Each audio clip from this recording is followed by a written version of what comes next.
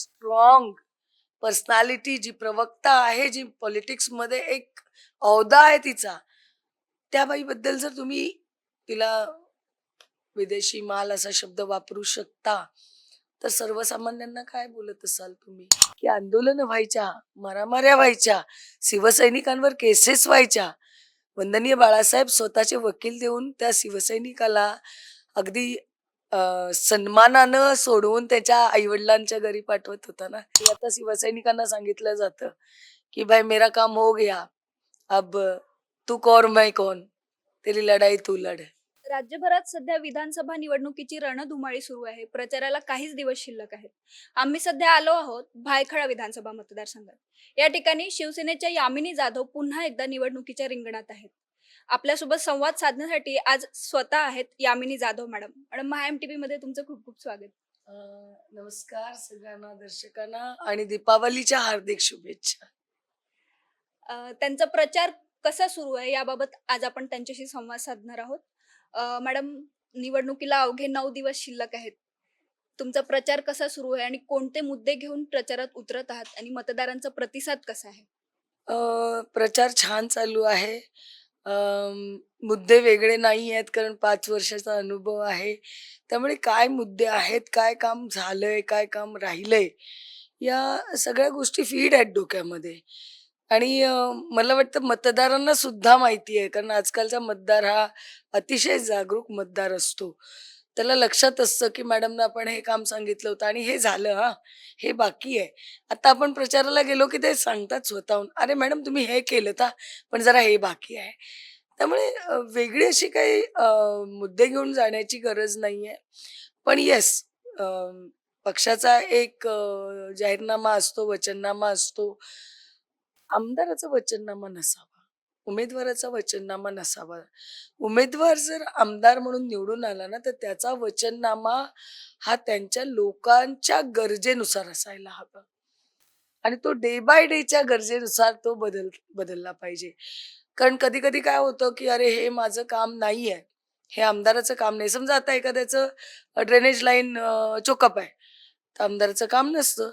पण त्या आमदाराच्या मॅनिफेस्टोमध्ये नाही आहे म्हणून लोकं समजा जर मला कॉल करत असतील, की मॅडम बघा ना, कारण सर्वसामान्य मतदार हा कसा असतो माहिती मी या व्यक्तीला मतदान केलंय. मग मला आलेली प्रत्येक अडचण या माणसानं सोडवली पाहिजे किंवा या प्रतिनिधीनं सोडवली पाहिजे. हा त्यांचा एक नॅचरल त्यांची ती थिंकिंग असते. मग आपल्याकडे समजा आता माझ्याकडे एखादी व्यक्ती आली आणि बोलली माझं ड्रेनेज लाईन चोकअप आहे. तर मी त्यांना असं उत्तर नाही दिलं पाहिजे, की "नाही, नाही, नाही, हे माझं काम नाहीये. तुम्ही कुठेतरी नगरसेवकाला फोन करा." आता तर नगरसेवक नाहीत, पण नगरसेवक होते तेव्हाही माझ्याकडे आलेल्या कुठल्याही कामाला मी कधी डिनाय नाही केलं, वाइपर नाही केलं. "This is not my work. So please go to this person." मी ते एक्सेप्ट केलं आणि आपल्याकडे चॅनल असतात ना, ते चॅनल थ्रू करून घ्यायचं. सो प्रचारात आता मला असं वेगळं नव्याने मला काही सांगायची गरज नाही विधानसभेवर, की "हो, मी यामिनी यशवंत जाधव आहे." म्हणून. छान चाललाय प्रचार आणि एक सगळ्यात महत्त्वाचं उद्दिष्ट, मी मॅनिफेस्टो नाही म्हणणार, जाहीरनामा नाही म्हणणार. माझं उद्दिष्ट आहे आणि ते म्हणजे अ, भायखळा विधानसभा रादर दक्षिण मुंबई ही जुन्या मोडकळीला आलेल्या इमारतींनी त्रस्त आहे. अगदी त्यांची अगदी दुरावस्था आहे. त्या सगळ्या इमारतींना जे नवीन गृहनिर्माण धोरण बदलासह ज्या गृहनिर्माण धोरणामध्ये त्या जागेच्या मालकाला सुद्धा लिबर्टी मिळतेय, भाडेकरूंना सुद्धा मिळतेय आणि एक चांगला मार्ग निघून त्यांचा पुनर्विकास होतोय या जुन्या मोडकळीला आलेल्या इमारतींचा. त्याचा त्या गृहनिर्माण धोरणाचा मी छान उपयोग करू इच्छिते. काम माझं चालू आहे, अभ्यास त्याच्यावर चालू आहे. ऑलमोस्ट अबाउट टू स्टार्ट असं आहे आणि मला ते ते त्याचा उपयोग करून लोकांना सुरक्षित घरं द्यायची आहेत. कारण ड्रेनेज लाईन, जीवन योजना हे सगळं येत असतं. पण माणूस स्वतःच्या घरात सुरक्षित असणं सगळ्यात महत्त्वाचं असतं. भायखळ्यात यंदा शिवसेना आणि उबाठा गटात थेट लढत रंगणार आहे. तर तुम्ही विरोधकांच्या आव्हानाकडे कसं पाहता? नाही, मला त्यांच्या आव्हानाची काही गरज नाहीये, किंवा त्यांच्या विचारही करायची काही गरज नाहीये. काम केलेलं आहे 5 वर्ष, आणि हा कार्य अहवाल सुद्धा आहे जो मी दाखवू इच्छिते, की हा नाकारावा. हा कार्य अहवाल अं, त्यांनी नाकारावा, की हे काम झालेलं नाही. किंवा मी असं ऐकलं, की एका बाईटमध्ये त्यांच्याकडनं म्हटलं गेलंय, की हे लोकं लोकांना ज्यावेळेला गरज असते त्यावेळेला अवेलेबल होत नाहीये. तर त्यांच्या माहितीसाठी सांगते, विधानसभाभर नुसते इमर्जन्सीला नाही तर असंही मी अगदी एखाद्याच्या बारशाला सुद्धा जाते, किंवा एखाद्या घरी कुठलं दुःखद घटना घडली तरी जाते. सगळ्या गोष्टीला अवेलेबल आहे. सगळ्यांना भेटते. लोकप्रतिनिधी मी आहे. बरोबर? त्यामुळे माझ्या सगळ्याच घरच्यांनीच भेटणं गरजेचं असं आहे नाहीये. मी भेटते ना लोकांना. मी लोकांच्या सुख-दुःखात हजीर असते.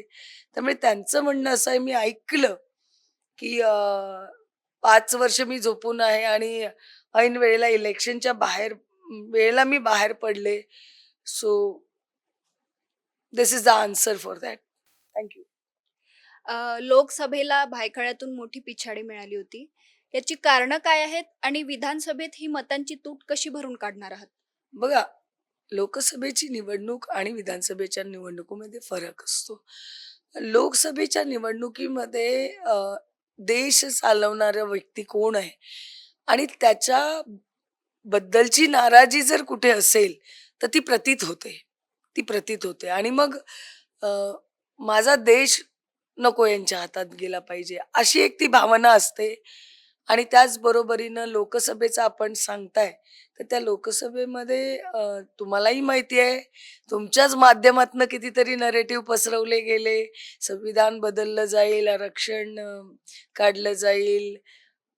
तसं काही झालेलं दिसत नाही. किंबहुना अ, माननीय पंतप्रधान महोदयांनी, माननीय महाराष्ट्र राज्याच्या मुख्यमंत्री महोदयांनी अगदी जाहीररित्या सांगितलेलं आहे, की जब तक सूरज चांद रहेगा, संविधान यही रहेगा और ऐसा ही रहेगा, उसे कोई भी बदल नहीं सकता है. त्यामुळे तो जो काय नरेटिव्ह त्यांनी पसरवला होता लोकांमध्ये, आणि त्यामुळे अगदी स्पष्ट कारण, अगदी स्पष्ट ते एक स्पष्ट reason and the only reason, I cannot say one of the reason. मी इतकी कारण आहेत त्यापैकी एक नाही, तर हेच एक कारण होतं, नरेटिव्ह जो लोकांच्या डोक्यामध्ये भरवून टाकला होता, की संविधान बदलेल, हे लोक आले तर रिझर्वेशन काढलं जाईल. हे सगळं नरेटिव्हमुळे लोकसभेत त्यांना त्याचा फायदा झाला.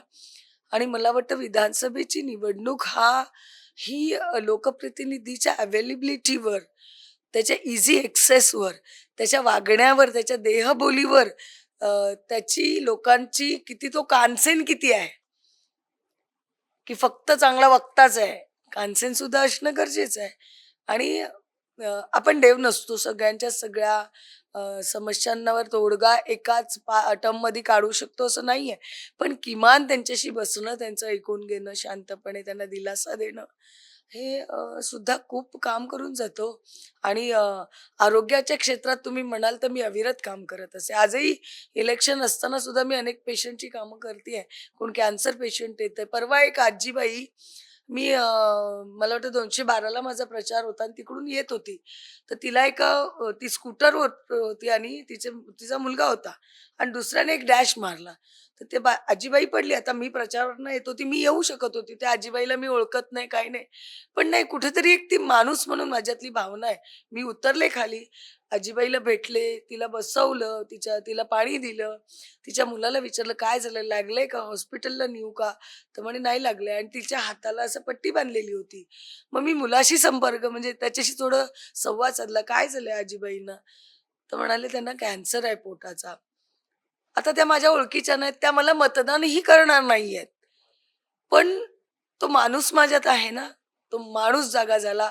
मी तिथल्या तिथे त्यांना म्हटलं, की त्यांना टाटाला एक किमोचे ₹4000 भरायला लागतात आणि त्यांच्या म्हणजे राहणीमानावरनं कळत होते ते अफोर्ड करू शकत नाहीत. मलबार हिलला राहणारे आहेत. सो कधीतरी त्यांनी लोकसभेला कदाचित मला मतदान केलं असेल, नसेलही. पण तो एक माणुसकी म्हणून ती भावना असते. मी लगेच तिथून कामा हॉस्पिटलला फोन केला. डॉक्टर तुषार पालवन यांची भेट म्हणजे त्यांची अपॉइंटमेंट घेतली. दुसऱ्या दिवशी 12 वाजता तिथे त्यांना जा म्हणून सांगितलं. ह्यांचे सगळे डिटेल्स तुषार पालवांना दिले आणि तुम्ही जा, तुमचे सगळे किमो आणि रेडिएशन तिथे फ्री होतील असं मी सांगितलं. सो हेच आहे, हे यश आहे, हे काम आहे, हे केलं पाहिजे आणि त्याच्याकडे काम बघून केलं नाही पाहिजे. हे मला आवडतं आणि ते त्यातनं मला एक आंतरिक समाधान मिळतं. ते मला मिळत असतं आणि मी करत असते. इथे जुन्या इमारतींच्या पुनर्विकासाचा सध्या मोठा प्रश्न आहे. तर यासाठी तुम्ही कसा पाठपुरावा करणार आहात? मी ऑलरेडी पाठपुरावा केलेला आहे. माझ्याकडे पत्र आहेत आणि मी ती जे सांगतायत ना यांनी काही नाही केलंय, तर त्यांना म्हणावं ज्यांच्याबरोबर आहात ना, त्यांच्याबरोबर असतानाच मी प्रेसिडेंट साहेबांना, प्राईम मिनिस्टर साहेबांना मी पत्र लिहिलेली आहेत, की हे गृहनिर्माण धोरण जे माननीय राज्यपालांच्या सहीने केंद्रात गेलं होतं आणि तिकडनं राष्ट्रपती महोदयांची सही होणं गरजेचं होतं. ती लवकरात लवकर करावी.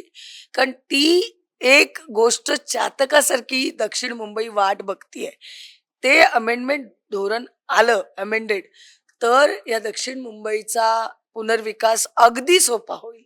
अगदी सोपा. त्यातले जे टर्म्स, नॉर्म्स, कंडिशन्स, लँडलॉर्डला मिळणारा शेअर त्यातला, टेनंटना मिळणारं कारण 33 त्यांना जे त्यांची जी जो पुनर्विकास होणार आहे, ह्याला कंपल्शन आहे लँडलॉर्ड आयदर तो रेडी असो नसो.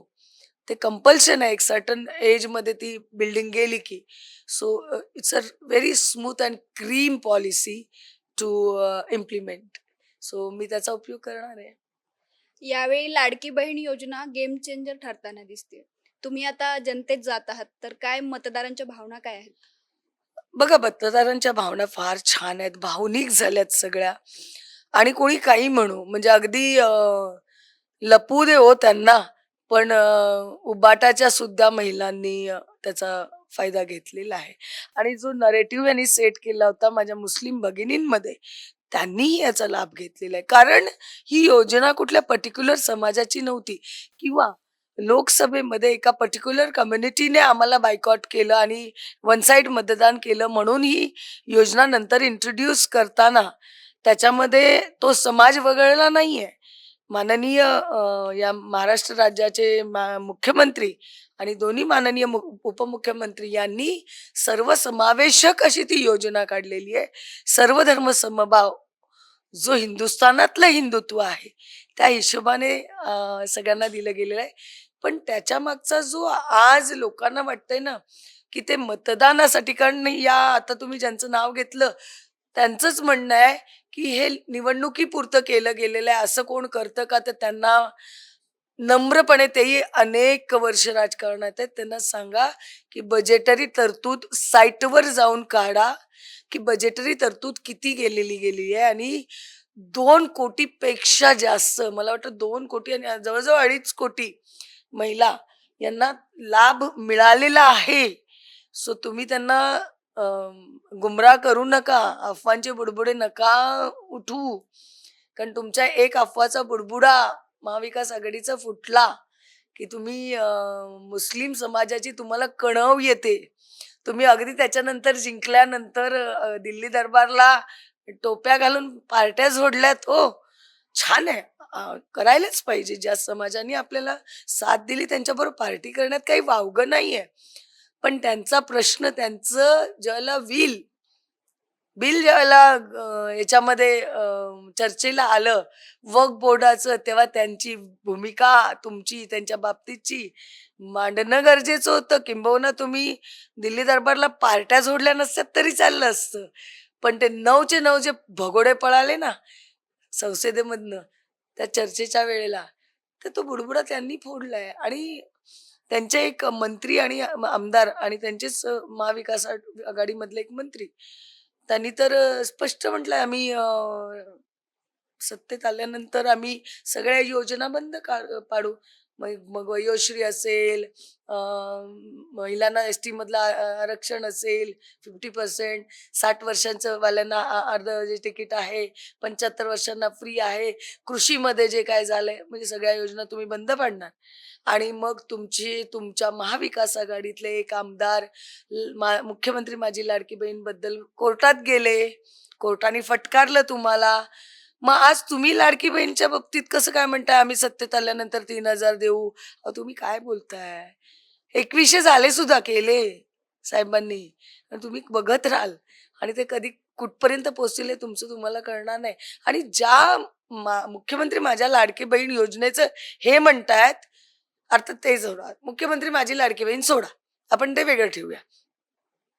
ज्यावेळेला लोकसभेची निवडणूक होती, होर्डिंग्स लागत होते, महिलाओं के खाता में डायरेक्ट 1 लाख आ जाएगा. कैसे आएगा भाई? किधर से आएगा? कैसे प्रोविजन होएगा?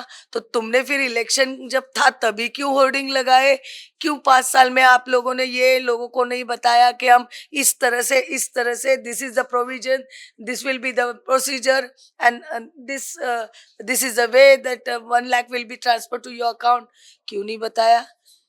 जब लाड़की बहन इफेक्टिव होने लगी, शुरू में तो इन्होंने बहुत कोशिश की लाड़की बहन फ्लॉप हो जाए, गलत तरीके से फॉर्म भरे, ये किया वो किया. लेकिन जो महिलाएं हैं वो उस तरफ भी है ना. उनको जब पता चला कि शिंदे साहब ने 17 तारीख का डेडलाइन दिया था रक्षाबंधन, 15 तारीख को ही पैसे आ गए, सबके आना शुरू हो गए.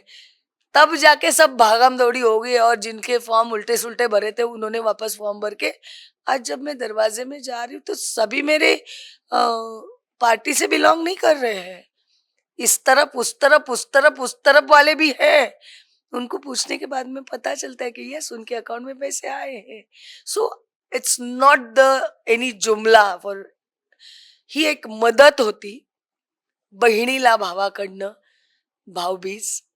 आणि त्यांनी रक्षाबंधनला दिली 1,500 रुपये आणि लगेच भाऊबीजेला 600 रुपये वाढ पण त्यांनी डिक्लेअर केली. सो त्यांना म्हणावं विसरून जावं तुम्ही, असं नका लोकांना फसवू. इकडे म्हणताय हे खोटं आहे आणि हे नाटकं आहेत, आणि इकडे मग तुम्हीच बोलताय की आम्ही 3,000 देऊ. मग ती कुठली नाटकं आहेत? हेही लोकांना विचार करायला मजबूर करतायत ना तुम्ही. आणि दुसरी गोष्ट, लोकप्रतिनिधीची भाषा, अश्लीलता यायला लागली आहे त्याच्यामध्ये. स्तर खाली जायला लागलाय. आणि जी समाज म्हणायला लागलाय ना, राजकारणाचा स्तर कुठेतरी खाली जात चाललाय. तर समाजाला माझं अपील आहे, बघा शिंदे साहेबांची भाषा बघा, त्यांचं काम बघा, त्यांचा विकास बघा. त्यांनी आज 8 नंबरवर म्हणजे केंद्राच्या मदतीनं 8 नंबरवरचा भारताला महाराष्ट्राला 3 नंबरवर आणून ठेवलंय. 1 नंबरवर येईल महाराष्ट्र लगेच लवकरात लवकर, आणि पूर्ण भारत सुद्धा लगेच लवकरच महासत्ता बनेल. मग या सगळ्या गोष्टी स्तर वाढवायचे आहेत कुठे, आणि महिलेला विदेशी माल म्हणणं कुठे. सो महिलांनी याचा विचार करणं गरजेचं आहे. एक स्ट्रॉंग पर्सनॅलिटी, जी प्रवक्ता आहे, जी पॉलिटिक्स मध्ये एक औदा आहे तिचा, त्या बाईबद्दल जर तुम्ही तिला विदेशी माल असा शब्द वापरू शकता, तर सर्वसामान्यांना काय बोलत असाल तुम्ही? सो हा स्तर कुठे जातोय खाली, तो महिलांनी बघणं गरजेचं आहे. आणि ऑफकोर्स महिलांचा संबंध असला तरी त्या महिलेशी तिच्या घरातल्या पुरुष वर्गाचा संबंध असतो. सो त्यांनी पण विचार करायला पाहिजे, उद्या माझ्या महिलेलाही काही बोललं जाईल. हा विचार करणं गरजेचं आहे. हे माझं अपील आहे आपल्या मार्फत. भायखळा विधानसभा मतदारसंघासाठी पुढील 5 वर्षांचं तुमचं व्हिजन काय आहे? लोकांची कामं करणं, लोकांच्या उपयोगी येणं, लोकांना हवं असलेल्या गोष्टीमध्ये त्यांची साथ देणं, त्यांच्या सुखदुःखात सोबत राहणं. आणि जिथे माझी गरज पडेल, मग रात्री अपरात्री, मग ती मी महिला आहे याचा कधीही कुठेही विचार न करता, तिथे त्यांच्या त्या गरजेमध्ये माझं उपस्थित राहणं, त्यांच्या सोबतीनं, पाठीशी नव्हे. कारण आमच्यावर प्रसंग आला तेव्हा आम्हाला पक्षांनी सांगितलं आम्ही तुमच्या पाठीशी आहोत, तुमची लढाई तुम्ही लढा, असं नसतं. पक्षश्रेष्ठींनी पुढे उभं राहायचं असतं शिवसैनिकाच्या. आणि आलेलं संकट असतं ना, ते पुढे राहून, कारण इतकी वर्ष शिवसैनिक पुढे उभा राहून आंदोलनं करत असतो आणि जेलमध्ये जात असतो. मला आजही वंदनीय बाळासाहेबांची आठवण येते, की आंदोलनं व्हायच्या, मारामाऱ्या व्हायच्या, शिवसैनिकांवर केसेस व्हायच्या. वंदनीय बाळासाहेब स्वतःचे वकील देऊन त्या शिवसैनिकाला अगदी सन्मानानं सोडवून त्याच्या आई-वडिलांच्या घरी पाठवत होता ना, त्याच्या कुटुंबात पाठवत होता. ते होत नाही. आता शिवसैनिकांना सांगितलं जातं, की "भाई मेरा काम हो गया, अब तू कौन मैं कौन, तेरी लढाई तू लढ." असं असं बोललं जातं. धन्यवाद मॅडम MHMTBशी संवाद साधल्याबद्दल आणि निवडणुकीसाठी तुम्हाला खूप खूप शुभेच्छा. धन्यवाद. सगळ्या दर्शकांचे धन्यवाद आणि तुम्ही मला संधी दिली त्याबद्दल. तर या होत्या यामिनी जाधव मॅडम. लोकांच्या सुखदुःखात सामील होऊन त्यांच्या पाठीशी नव्हे तर सोबत उभं राहण्याचं उद्दिष्ट त्यांनी ठेवलंय. तुम्हाला हा व्हिडिओ कसा वाटला ते कमेंट करून आम्हाला नक्की कळवा आणि MHMTBच्या YouTube चॅनलला नक्की सबस्क्राईब करा. कॅमेरामन अविनाश सूर्यवंशीसह मी अवंती भोयर, MHMTB.